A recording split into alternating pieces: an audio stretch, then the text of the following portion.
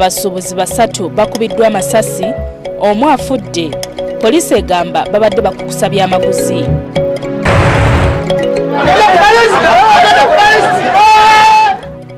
Abbi akasimu asimatuse okugajambulwa, mmotoka emutaasizza.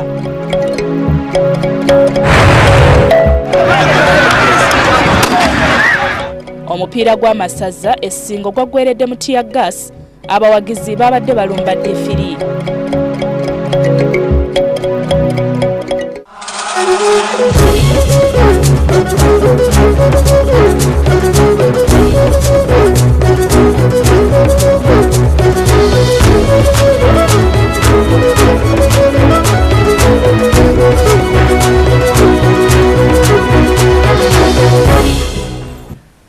Mbaniriza nate nze Hatimana Lugwa Sekaya.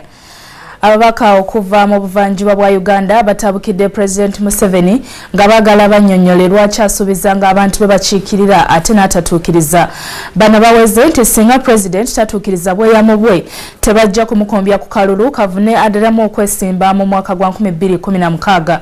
Olukuŋŋaana lw'ababaka bano luyitiddwa omumyuka wa ssentebe wa NRM okuva mu kitundu kino Captain Mike Mukula.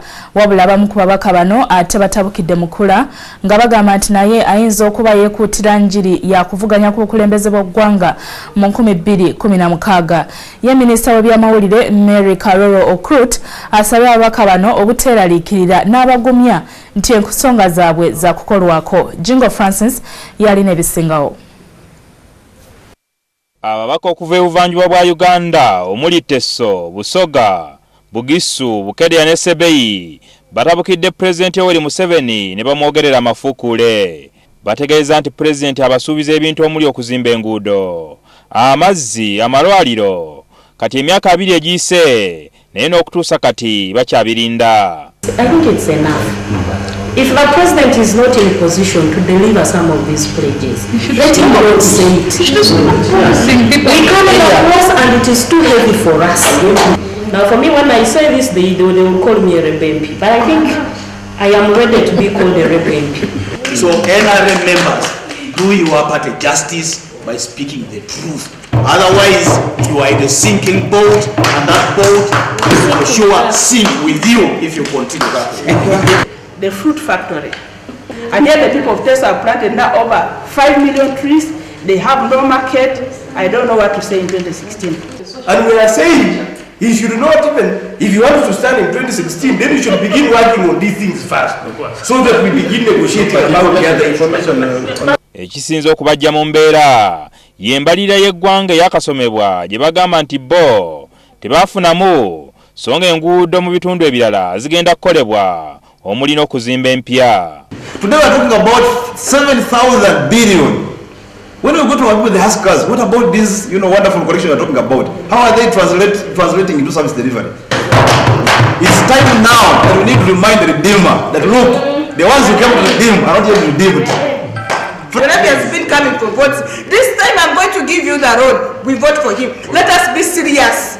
Let us not be used. Let us tell the president, if you're not giving us this, he either gives us so he doesn't come to December 2016. That is period. Kale n'olwekyo abantu baffe tebeererekera nga bwe tugamba ebbanja teruvunda terusobola kuvunda. Kati bw'ogamba omuntu nti ngenda kuwa kino olwaleero tekijja kuvunda, n'olwekyo kijja kukolebwa uko mu ngeri yonna. Olukuŋŋaana luno lubadde lukubirizibwa ssentebe wa NRM okuva ebuvanjuba Kapiteeni Mike Mukula. Wabula abamu ku babaka batadde Mukula ku nninga oba ensinkano z'akola n'ababaka tezigendereddwamu kutuukiriza bigendererwa bye eby'okwesimbawo mu 2016 okusiguukulula Pulezidenti Yoweri Museveni. I'll be open with you. This is what they told me. They are thinking of your other ambitions. No. And they were thinking this is why you are calling this meeting.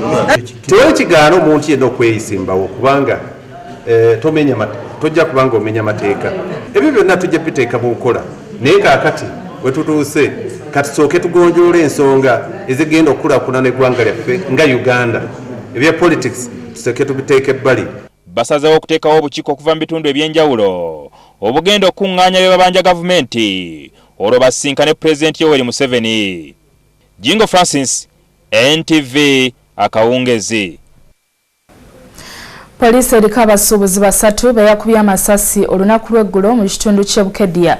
Poliisi y'omu kitundu kino egamba nti bano babadde bakukusa byamaguzi era nga be basoose okuboolekeza amasasi olwo poliisi bwe yabadde egezaako okubayimiriza. Rajab Kasujja yafiiriddewo mu kanyoolagano kano so nga banne abalala babiri basigadde ku bisago.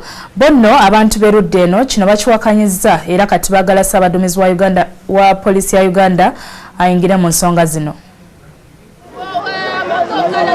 Asumani Muyole nga yomo kubasimatusa akanyoolagano kano annyonnyola biki ebyabaddewo.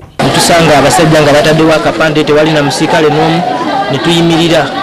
Bwe twayimiridde ne tugamba balabika baazibye ekkubo ne tuteekamu luvansi tudde emabega okudda emabega. Abasajja batandise kukuba amasasi mu mbiriizi mu maaso. Dweva n'agamba kati nkoze ne mugamba yimirira twetaase ngenda okwata ku munange wano bwenti ng'omusaayi gugenda. Muyole asangiddwa mu maka ga Kasujja wamu n'abakungubazi abalala. Baba oluganda lw'omugenzi baagala poliisi ebannyonnyole ekyaviiriddeko abantu baabwe okukubibwa amasasi. Ate babasuubuzi abalala ab'e Bukedya bagambye nti tebasobola kukkiriza mbeera eno kweyongera era nga baagala akulira poliisi aveeyo avunaane basajja be. Kati tuyinza kumugamba nti omuntu omukutte otadde olwadde ku muntu ayimirire bw'ayimirira tekitegeeza mukuba amasasi. Omuntu mukwate mpale mu kkooti bamuvunaane negwe ogukwata esaze omusango nakuta muntu kale kikolo ekyo kibimu n'ebintu kibinyonyonyo gumira poliisi saba Kayihura atuyambe. Wabula poliisi egamba nti bano babadde bakukusa byamaguzi bwe bagyekengedde ku mirimu gyayo ne baagala okulwanagana nayo era nga be basoose okukozesa emmundu. The vehicle was coming speeding. We ignored it to stop. The occupant refused to stop and opened fire. They shot at our police officers. Fortunately, no one was injured. So during the exchange of fire, one gentleman called Rajab Kasujja, approximately 35 years, a resident of Namanyoni in Mbale, not Gulu, was the known smuggler. He was shot dead. The three occupants, one managed to escape with a gun. Ate y'omubaka wa Parliament Kevin Itaka ng'abadde amanyiganye nnyo n'omusuubuzi ono Kasujja agambye nti Ssenkulu wa poliisi Kayihura asaanidde okuvaayo abeeko kyakola ku nsonga eno ey'okutwalira amateeka mu ngalo. I call upon Kale Kayihura to discipline his force. We have very many uniforms which we don't understand as members of Parliament. Kasujja abadde musuubuzi mututumufu nnyo era ng'amaze emyaka egisoba mu 2 mu mulimu guno. Wabaddewo okuwanyisiganya ebisongovu wakati w'abazirwanako ne baddereeva mu kibuga ky'Ejjinja. Kino kidiridde abazirwanako okwagala okweddiza siteegi y'okusundiro ly'amafuta erya Caltex nga bagamba nti baagala kukyeyambisa okulwanyisa obutujju. Kyokka gye biggweredde ng'abazirwanako bano olutalo lubalemye era embeera bwe bakaayidde buli omu n'alaba eryamuleese.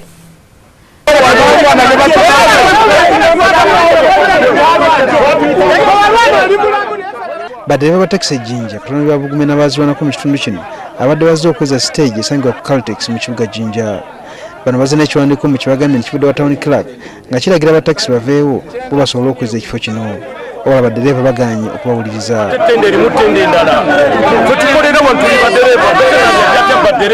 Nyambemu kyeki kyagamba sebo tenda tawuni kiraga giwa abantu babeka ekyokubiri bwebanga abadde asindisa abantu alisapozi okusooka kutuyita kubanga nze ndina pamit ndina motoka nzina n'entikka wano n'ensasula sente. Different Fred Wabula ngono yawummula amagye era nga yabadde akulembeddemu abazirwanako asabibwa n'okukkakkana badde mu beetegeke buto. Twagala ate kuleeta butali butebenkevu n'enduumira ejje lyange oba n'enduumira abantu baveterani bannange netudde emabega. Baddereeva bano bagamba nti kya mu town clerk okwasindikira abantu batasoose kwogera nabo. Babazirwanako bagamba nti kibadde kyagala okubatwaza ekifo kino kusobola okukuma batogevu mu kibuga Jinja naddala mu biseera bino eby'obutujju. Ate bwe tutunuulira ebiri mu maaso oba ebiriwo kubanga ffe tuli sireeti eri aba Al-Shabaab naffe netubeera security conscious netutwala nga tukyali ejjinja waliwo abatera okugeresa nti ennaku z'omubbi ziryana era bwe ziggwako tatera kusimatuka. Olwaleero enjogera eno ebadde ng'etuukiridde obulungi ku musajja omu abbye akasimu k'omu ngalo ejjinja wabula n'asimatuka. Ono abamukutte bamwewenyuddemuko era ne bamukubamu empi kubanga bamuwazeewaze era gye biggweredde ng'awonye okufa.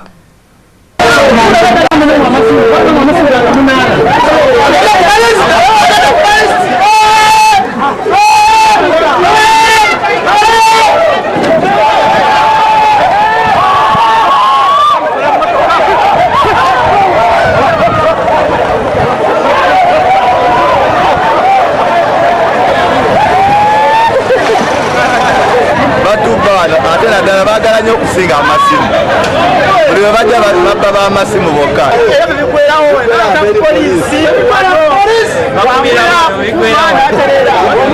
n'omwonyi okubba emboko zibera ddagala amasimu 8 mbadde ngeze kulana waayo. Ate Mityana omusuubuzi awewenyuddwa kibooko z'atasobodde na kubala nga bamulanga kubba ggaali. Waliwo eggaali eyali yabula mu bitundu byeyo era abatuuze bagenze okwetegereza obulungi nga David Bossa ajja akaalakaala nayo nga bw'agitembeeya. Wano kwe kumukwata ne bamukangavvula mu ngeri eno ey'okumuyisaako omutaka w'embuya.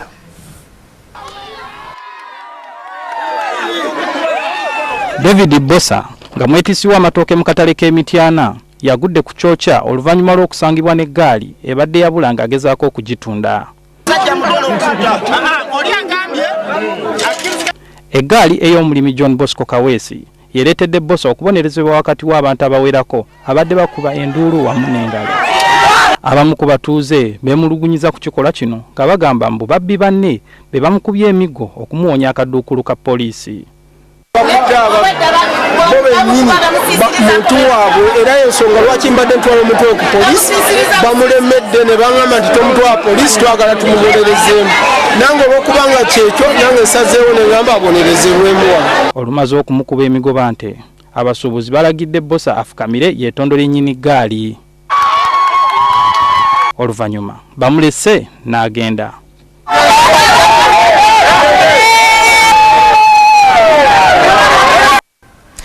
Ebyo bibadde Mityana. Katuwummuliraawo tugendeko mu bulango bwa bakama baffe. Tovaawo nkomawo n'ekitundu ekyokubiri nga mulimu amawulire amalala mangi. Tetujja kuva Somalia. Ssaabaminisita wa Kenya Raila Odinga ayambalidde abatujju. Endwadde y'okunyeenya omutwe ab'omu mambuka bakyapookya n'ekirwadde kino.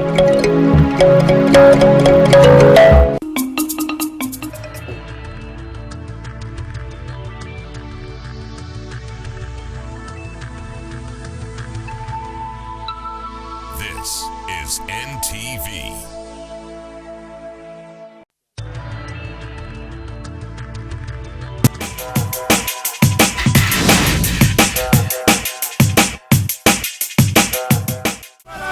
Bakuma omuliro nenzikiza omuliro bayimba ebitaliyo nenyimba ebiriyo bwekubakuba munene nse munene asingayo. Jose Chameleone, whose real names are Joseph Mayanja, is one of Uganda's all-time major artists. His music is enjoyed by people of all ages. People who don't understand the meaning of the words in his songs tend to know most, if not all, of the lyrics. Chameleone went to Nakasero Primary School in Kampala and then headed on to Kawempe Muslim School for his O-level and later finished at Progressive Secondary School. He started his road to fame while in Kawempe. It all started when he entered a Write the School Anthem competition, which he immediately won.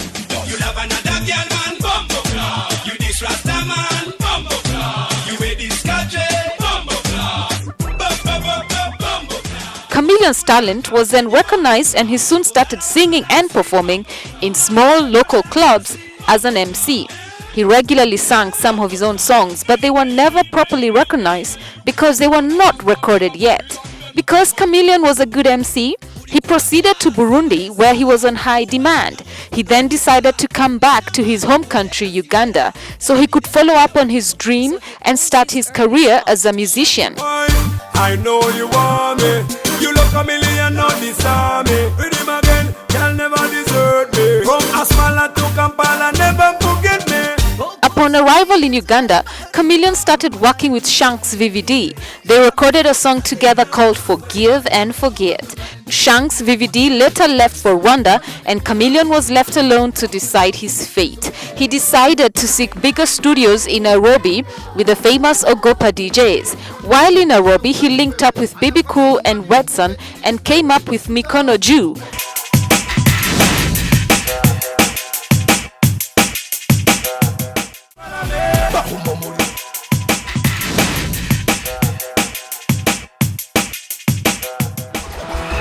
African hustler,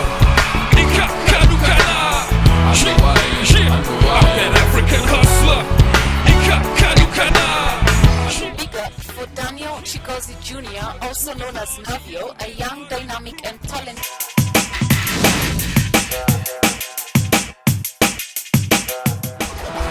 African hustler, African hustler. Big up for Daniel Chikozi Jr., also known as Navio.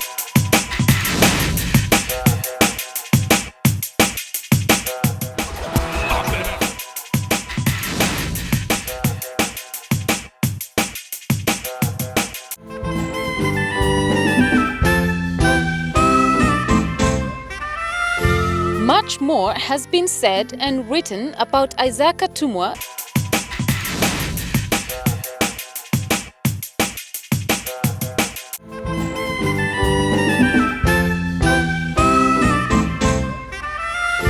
Much more has been said and written about Isaac Atumwa than any other instrumentalist in Uganda.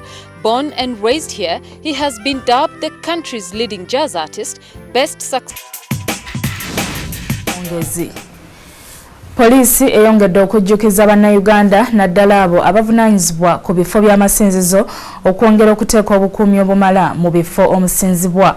Okulabula kuno kuddiridde obulumbaganyi bannalukalala aba Al-Shabaab bwe bakoze olunaku lw'eggulo mu Garissa e Kenya ne batta abantu ababadde mu kusaba mu kanisa ne Eklezia.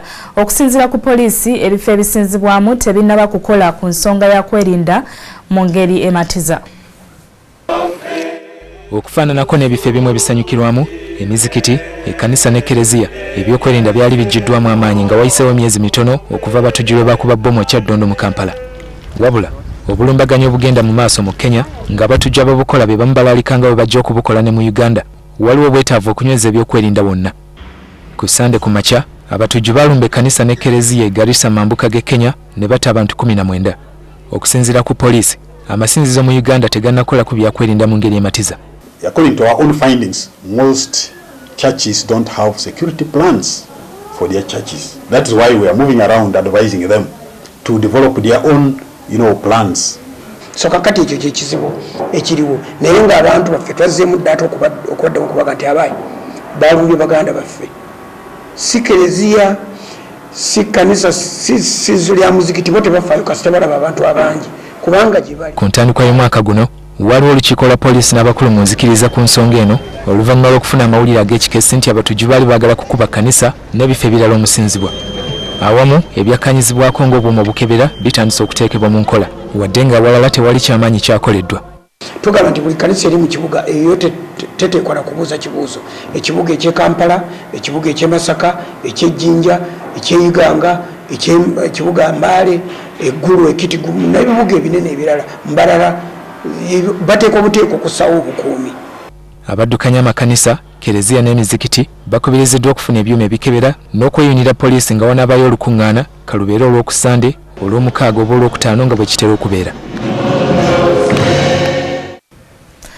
Minisita wa Kenya Raila Odinga agambye nti abatujju abakubye bbomu mu masinzizo olunaku olw'eggulo e Kenya bali mu kwerimba bwe balowooza nti amagye ga Kenya gakuva mu Somalia. Odinga olwaleero atuuseeko mu kitundu ky'e Garissa awakubiddwa bbomu eggulo ezasse abantu 18 n'abalala abasukka mu 50 ne balumizibwa.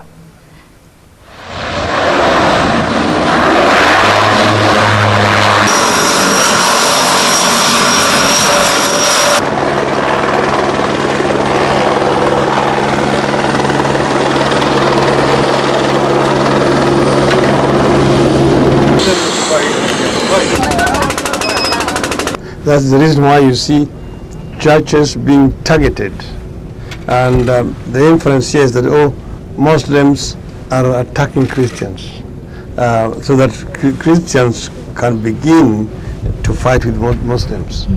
But we are much more intelligent than that. That somebody is trying to play with the intelligence of the people of Kenya.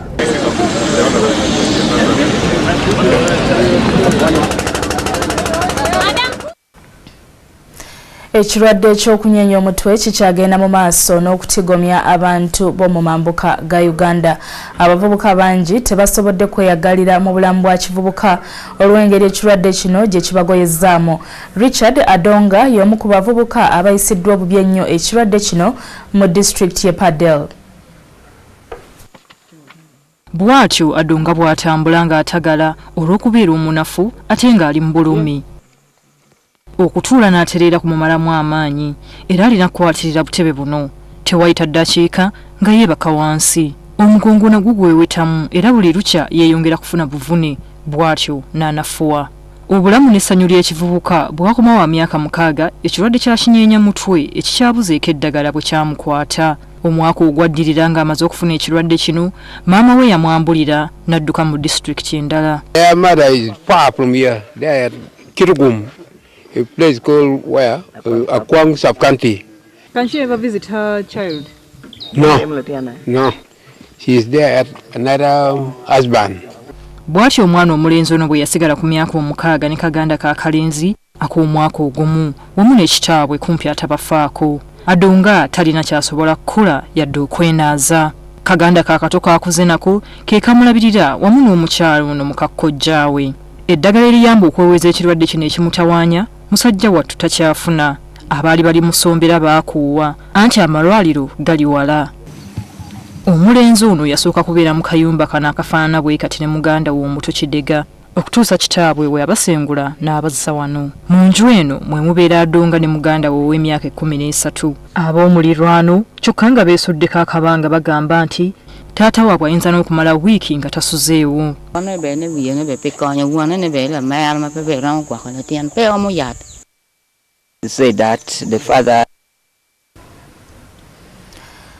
Katongera okusabira bannaffe bawone ekizibu ekyo. Tugenda kuddamu tuwumulemu katono ddala. Tovaayo nkomawo n'agava mu kisaawe ky'ebyemizannyo.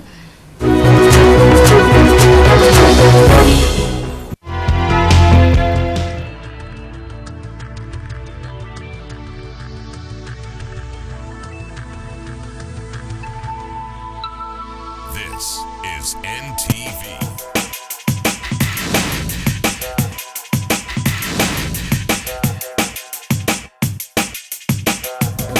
Ebyo birowoozo byone yagenda n'atatta birowoozo byebubyera simanya amalitaye birowoozo byone yagenda n'atatta.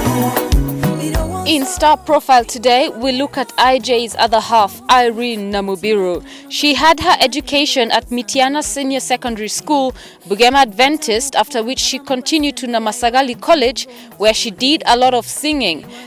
During her senior 4 VAC, she met Ragadi, expressing her ambitions to sing. She did an audition and joined the Homies, which consisted of Ragadi, DJ Messi and Irene. Altogether, the trio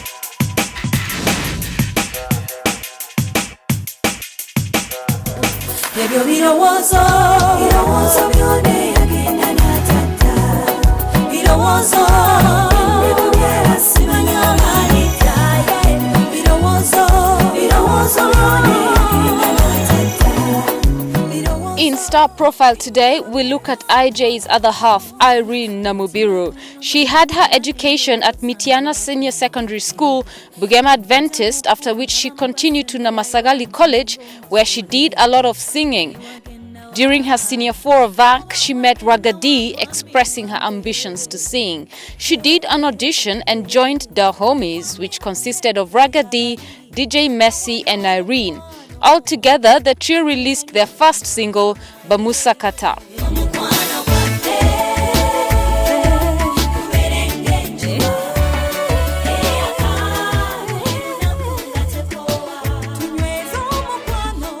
Irene had her first concert on the 17th September 1995, and that was her first time to hit the entertainment headlines in the local papers. At this point, she decided to do music professionally and earn money from it. But at the same time, she also knew that she had to continue with her education. When she was done with school, she joined a live band where they used to perform mainly at corporate functions. In 1999, she joined Juliana Kanyomozi, her former schoolmate at Namasagali College, and together they formed the R&B all-girl group called IJ.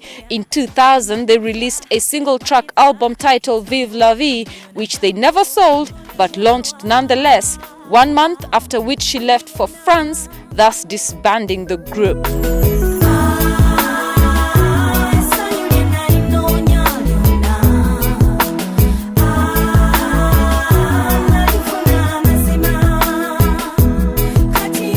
While in France, she formed the Afro-soul group Nujeli in 2001 with the help of Julien Grout, releasing songs like Nsanji, Echo. Later on, Irene joined forces with singer Baby Cool in the song Simbalala, among many others. The songs enjoyed critical acclaim and moderately good airplay in Uganda. However, Irene didn't achieve widespread success until 2000.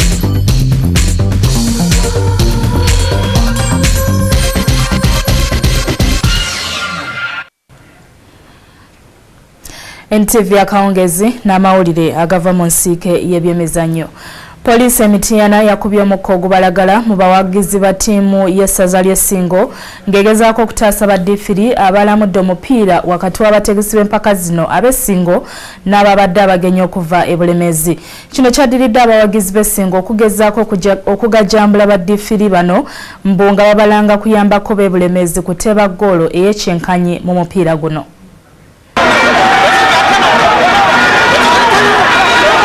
Poliisi yasoose kunyoolagana n'omu ku bawagizi ba Ssingo eyayingidde ekisaawe ng'omupiira gwakaggwa ng'agezaako okulumba Difiri Salima Nsuulu eyabadde alamudde omupiira wakati wa Ssingo ne Bulemeezi. Wabula poliisi yabadde ekyawoza gwa musajja mukulu ono, abawagizi kwe kutandika okukasuka amayinja mu kisaawe naye oyo yatandikidde okubakuba mu ttiya gaasi n'amasasi.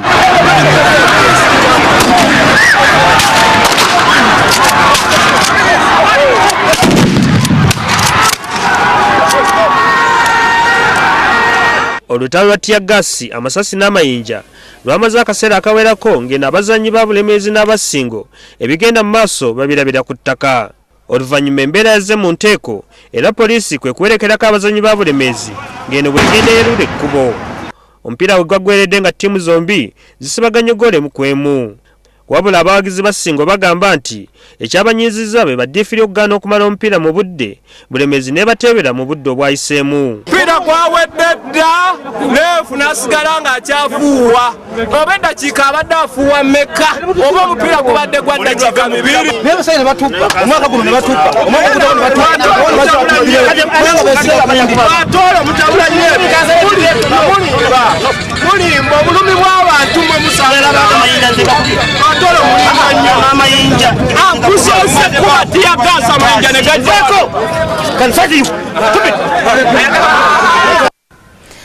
Ttiimu ya AYOD okuva ekyotera yewangudde empaka za Airtel Rising Stars ez'omu kitundu kya Buganda bwekubya abategesi aba Masaka Secondary School ku ggoolo 3-1. Ate mu z'abawala Masaka Secondary School ekubye St Juliana okuva e Gayaza ggoolo 3 ku bwereere era bw'etyo nayo n'esitukira mu kikopo.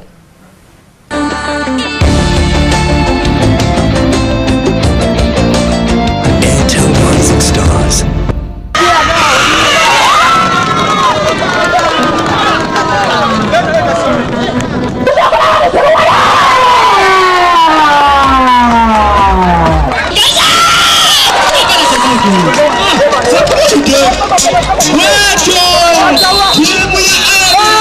twala kipa mulungi nnyo twala kipa musufu tosobola kujikiriza nti muwala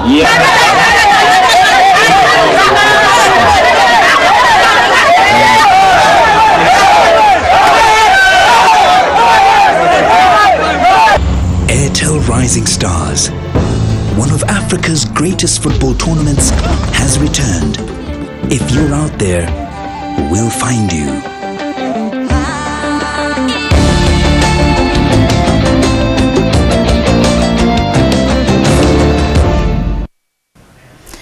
Timu ya Spain yataddewo likoda bwe yawangudde ekikopo ky'empaka za Bulaaya omulundi ogwokubiri ogw'omuddiringanwa. Kino kyaddirira Spain okukomerera Italy goolo 4 ku bwereere mu final y'ekikopo kya Euro. Kinajjukirwa ekikopo ky'ensi yonna. That's a lovely ball. Here's the big chance, the first real chance of the night for Spain. It's into the net. They have the goal, and it is headed in as well by David Silva. Spain 1, Italy. And here to Xavi, who's got nobody in supporters yet. There's a long bursting run made forward, and this could be number 2. What a goal! A sensational first goal for his country from Jordi Alba. Spain are on their way. 2-0 this. It's Torres. Is this his moment? 3-0. They've done it. Spain are the first. Here is Torres for 4, tucked in. Goal number 4 is from Mata, who has been on the field for about 60 seconds. From almost the first minute to the last. From Silva's goal on 14, through Jordi Alba on 41, Torres on 84 and Juan Mata on 88. Spain have simply demolished Italy here in the champions. Spain are raising the trophy aloft. They've done it. Nobody's done it before them. Spain retain the European Championship trophy.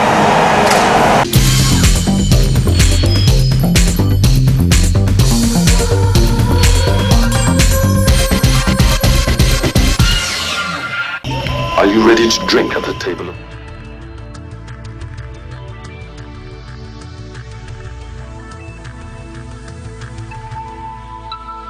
This is NTV.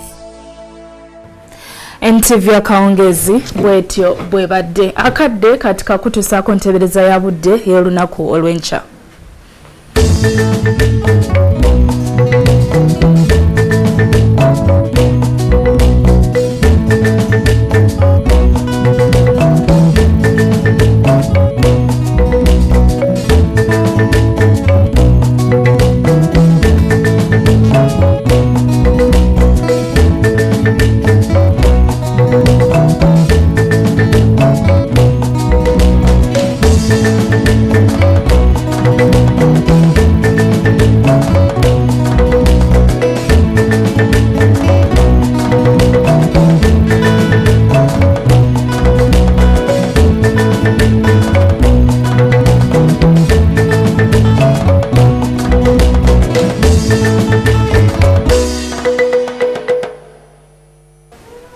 Obadde mulabi wa Ntv Akawungeezi mulungi webale nnyo webalire ddala tojjango okwo kola bwotyo ne ku ssaawa 3 amawulire mu lulimi Olungereza bwe ganaba gagenda mu maaso. Ndi Hatima Nalugwa Sekaya tusinkana olunaku olw'enkya inshallah musule bulungi mweraba.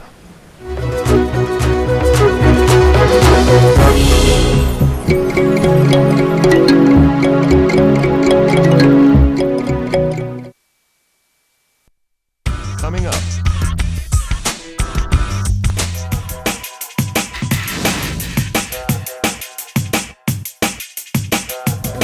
Ebyo birowoozo byone yagenda n'atatta birowoozo simanya malitaye birowoozo byone yagenda n'atatta. In Star Profile today, we look at IJ's other half, Irene Namubiru. She had her education at Mitiana Senior Secondary School, Bugema Adventist, after which she continued to Namasagali College, where she did a lot of singing. During her senior 4 of VAC, she met Ragadi, expressing her ambitions to sing. She did an audition and joined the Homies, which consisted of Ragadi, DJ Messi and Irene. Altogether, the trio released their first single, Bamusa Kata.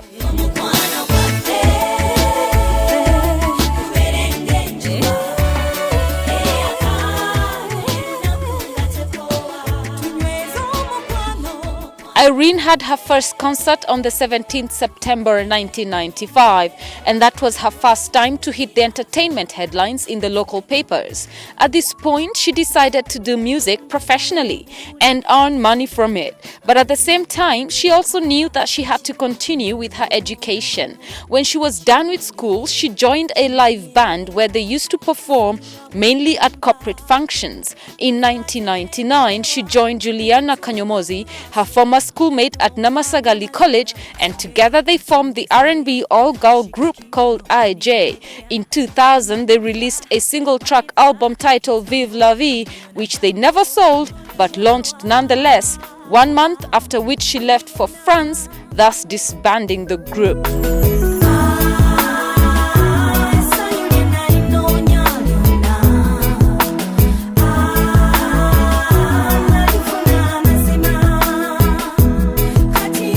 While in France, she formed the Afro-soul group Nujeli in 2001 with the help of Julien Grout, releasing songs like Nsanji, Echo. Later on, Irene joined forces with singer Baby Cool in the song Simbalala, among many others. The songs enjoyed critical acclaim and moderately good airplay in Uganda. However, Irene didn't achieve widespread success until 2006 when she released her album, which won the R&B single category in 2006 at the Palm Award. Since then, turning back has never been an option for Irene, who has released hit song after hit, which have earned her several leading awards in the Uganda music industry. In 2011, Irene capped the most successful year ever by winning in 4 categories of the 2011 Palm Awards. She won in the categories of Artist of the Year, Female Artist of the Year, Album of the Year, and Best R&B Single of the Year. The mother of 2 has, besides singing as a profession, made making friends her specialty, as she becomes the first Ugandan to rub shoulders with Ronaldinho, one of the best footballers in the world.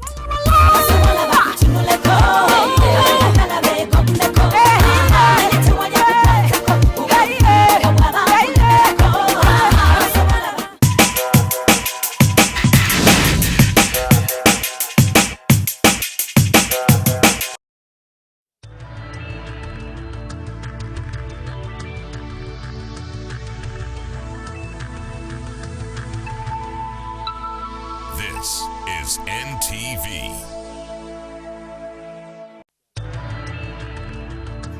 Now, it's another opportunity for you to witness how easily you can get conned.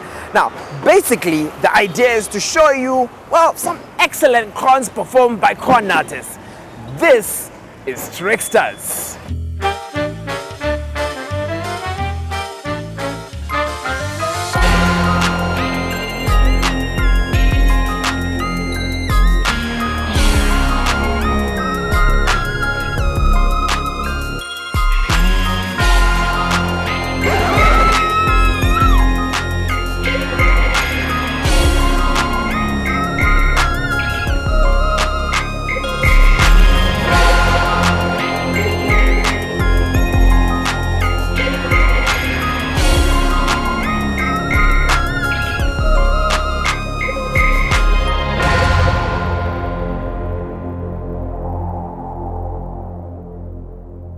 Last week on Tricksters, a conductor received a rude shock from a passenger.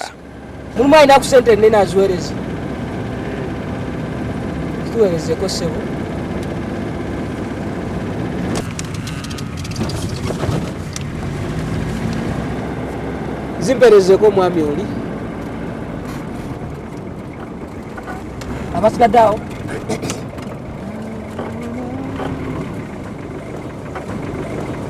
sebo mu maaso awo avayo maaso awo sebo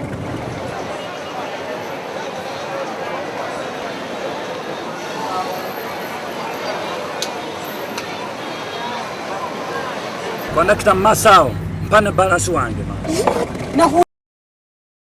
waduno omukyala naziweereza eri emabega ono omusajja badde atudde wano kati omusajja yavudde mudda yaviiddemu ku stage eri wansi kati olwazi waddani kati nze mulowooza ngenda zijja wa sente zammwe Ramla received a lesson in keeping her car windows up. Excuse me. Madam. Excuse me. What? Your car has a flat tire. Mama, ngumazi.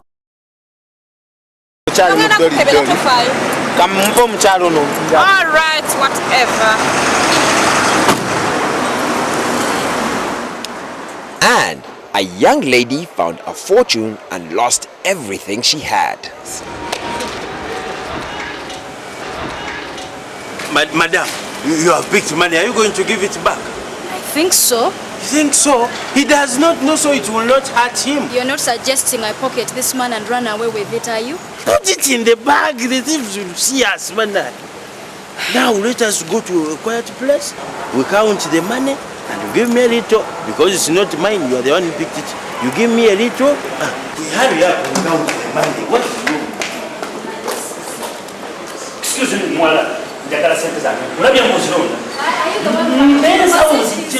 In today's trade, we have Edwin and Felix flexing muscles. A young woman is amazed to find a so-called husband on the street.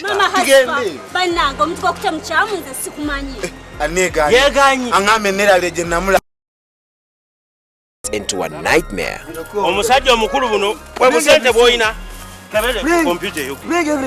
And why you should check your fuel gauge before you drive off. Hi, baby. Nanga kasajja kanzibi akaboda katute sente zange choka mtwalo gumu kitundu.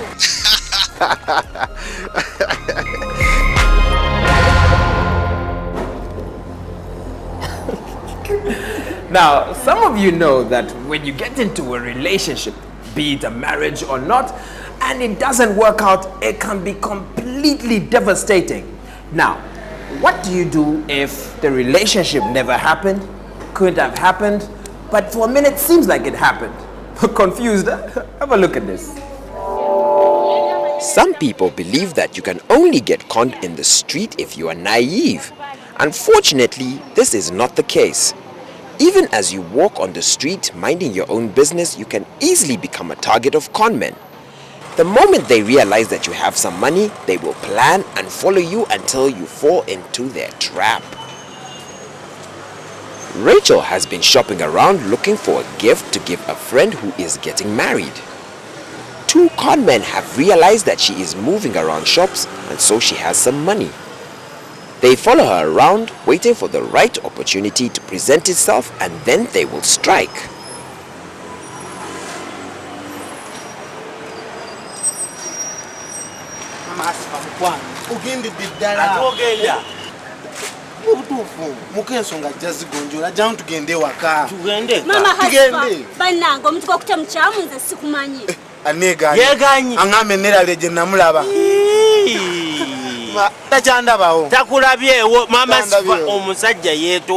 To an onlooker, this looks like a domestic quarrel. Interesting to watch, but no need to interfere. I do not know you. So the conmen have used this element of surprise to trick Rachel. At first she thinks they have made a mistake.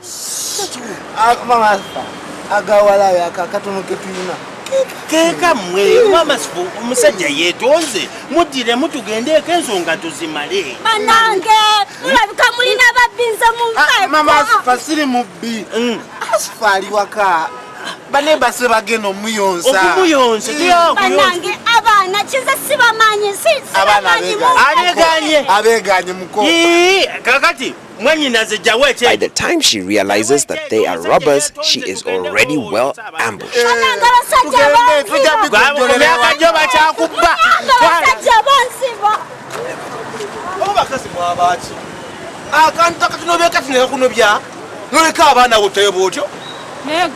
you think she knows them?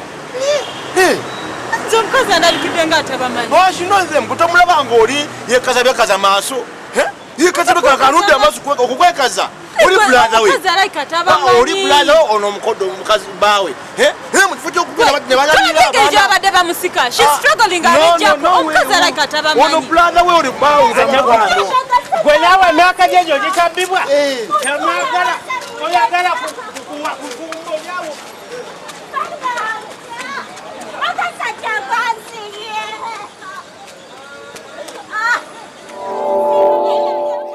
Maybe we need to get more involved in what's going on around us. Rachel is robbed in broad daylight because no one wants to interfere in a domestic conflict. When a situation does not look right, as a good citizen, ask why.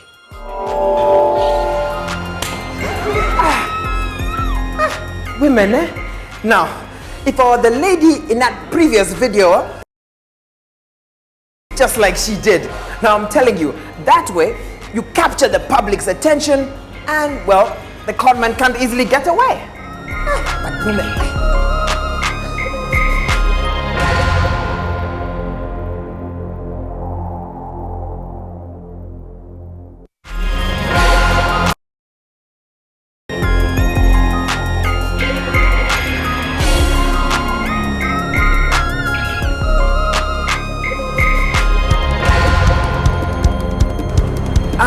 Right, let me ask you something.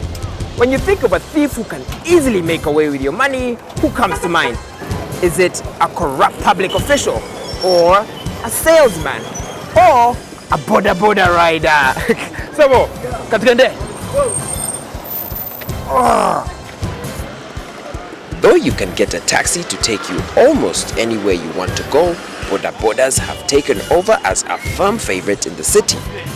With the endless lines of traffic during rush hours, many people opt for bodas as they can easily weave in and out of traffic, getting you to your destination in record time. Plus, they can stop anywhere and take you right up to your doorstep. Boss, what's young kutwali? Yes. Boss. Gwetonya na sente. Kaya zitewo. Lero jaba luzibu. Lero genda kubalu. Hey! Kasoma, boss. Jangu kutwali. Boss jangu amankutwali. Nja kutwali. Inakawa kumubuzi sente meka. Ndi mu bwangu 15. Enda kwangu yo.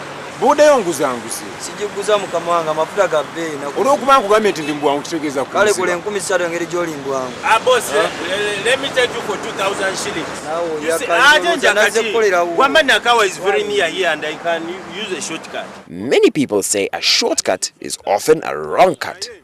Late for lectures and in a hurry to reach, Richard was about. Njagala mfute bulungi. Kati mubaga yange namu computer yange ate empya sagalo gikube kigu. Oyina computer? Ate era njagala genda Nakawa. Not Mulago Hospital. Ogenda Nakawa. Mbamanyi muvuga bubi. Kati boss, kantwale computer yo. Kubanga olabika ojagala n'okusinga obulamu bwo. You are in safe hands. Is he really in good hands? Edwin and Stephen have a secret signal.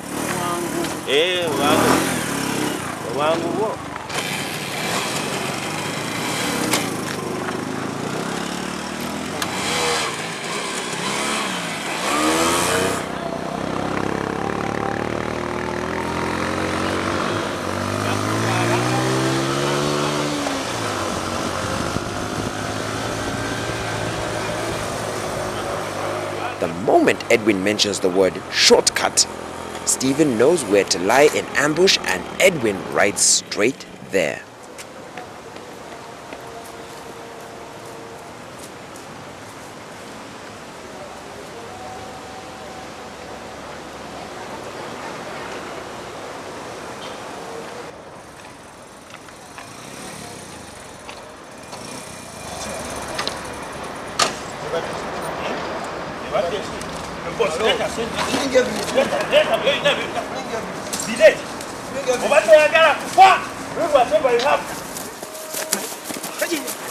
Bring everything. Bring everything. Bring everything. Labayo. Omusajja omukulu buno bwe busente bwoyina. Kebele computer yo. Bring everything. Kebela. Gwe. Omusajja omukulu eyo computer njoyina. Hopeless. Mwekali kaka. Mwekali kaka. Kajja tukolera yagambye kapya. Soko kwata bulungi. Blinge totuna wagulu. Totuna wagulu. Ku mundu gwe. Gendo lete mu. Toto jako ka. Tuna wansi. Leta. Totuna wagulu. Tuna wansi. Kanje nonere.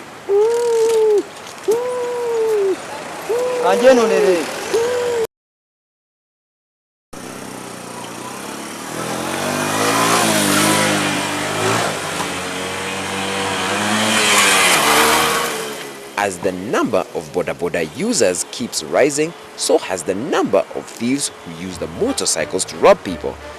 This happens mostly at night, where the victim is at the mercy of his attackers. Other riders have also been robbed off their Boda Bodas by these thieves, and special hire drivers have also been victims.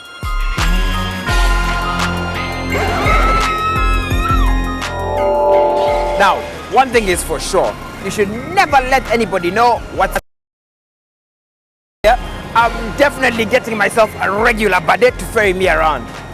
Sebo, what's your number? My number? 0782. Uh-huh. 96.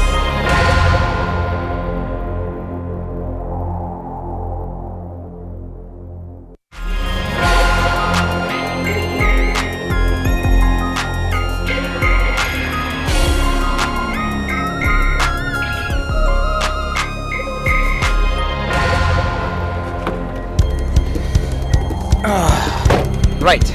Now, there are basic things you need to do when you get into your car before you drive off. Like, check your rear view mirror, check the side mirrors, make sure your wipers work, your seatbelt. Now, you also need to check your fuel. Now, what's wrong with this car?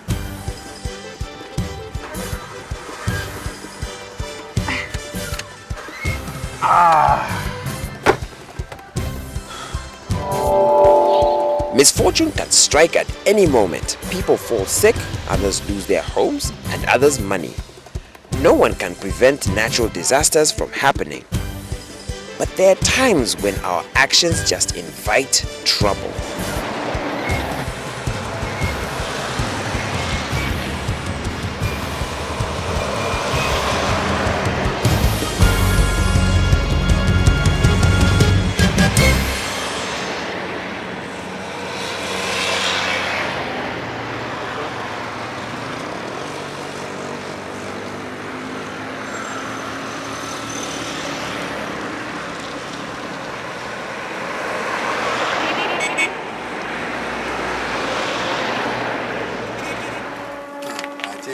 Abakyala eno balawumu abakyala eno kalungi mokaki kalungi abakyala kalawumu.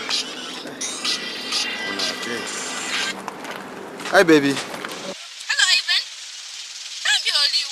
I'm in the car in the bond. I'm looking for a car. Remember like I told you. Mafuta gampeddeko.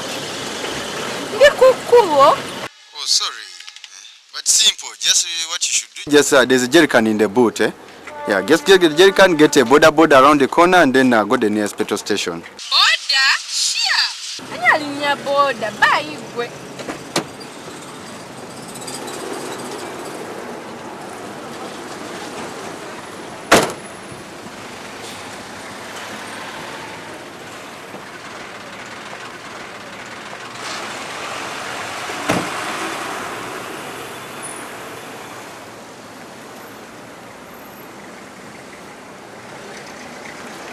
Ada nsumbuwa murke msiseko kanakoka nawo kanywa 1.5 katono nyona kalungi 1.5 ekola msite mjamu ono nengendo zaffe aba toto ingira nyoro si amafuta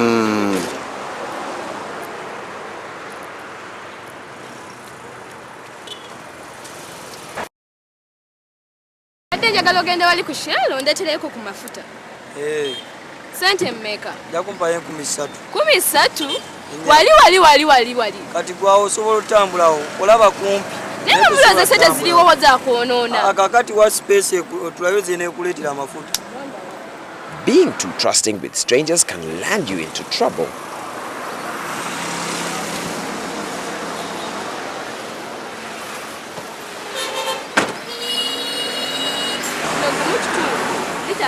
Ezange ngate ziriko. Ojja zisanga wano, ogenda wali ojja kunsanga wano. Soko mpeza. Soko ogenda oleta amafuta, okomewo nsange wano, yangu wate. Kale. Yangu, I have an appointment.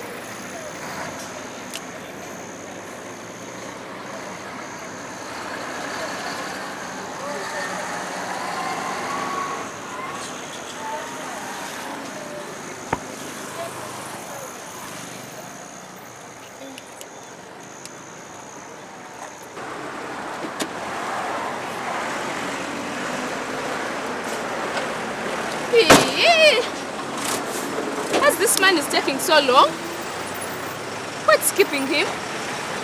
How does the fuel at Shell? But there are 2 petrol stations. What could have happened? Tugamba akasajja kanzibye oba. My God. Kasajja kanzibye.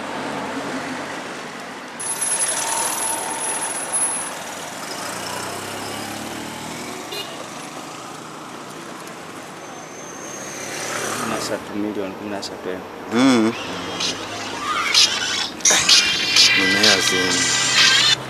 Inside, baby. Hello, Ivan. I'm stuck here on the road. Nchali kukuba ekyambogo. Nanga kasajja kanzibye akaboda katute sente zange kyokka mtwalo gumu kitundu. Nena olimbye nnyo. Omuntu omwagumu kitundu. How do you expect that person to come back and be paid 3,000? I thought he was coming back, but I'm not seeing him. Please come and help me. Anyway, kati omanyi kyengenda okola. Kanzije ninda kawo kanzije kampite ku petrol station nkulete ku mafuta Ojja. Please come. Ogambye wa kuchide nabisunsa Kale kanzije don't like that. You know, I won't run away also. Trust me, I'm coming. I'm on my way. Thank you. Kale. Ono naye awe boda bamukubye sente. Awade gumu kitundu tino bagende bamfunira mafuta. Kumbe ya temi obutemi kati kwegamba tozo akuma ba ku 13. Ene kati omanyi you genda kati ona sise ate sente zimwedeko kati nanja koma we. Kale. Tuli tukyaliwo paka. Kale. Nyina nokumaone leero. Aya. Kale.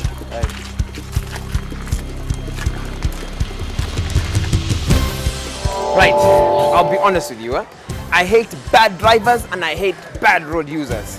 But there is something sympathetic about like a young girl who's stuck on the road and doesn't know what to do. But Naye, you can't get out of the car to walk a short distance.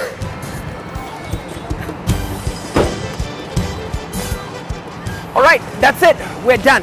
But before we go, I need you to tell us if you've ever been conned before. Now, if to do that, just simply send us an email to tricksters@ntv.co.ug and we'll enact your scenario over again. This has been Peter. This has been Tricksters. Don't get into trouble. See you people next time.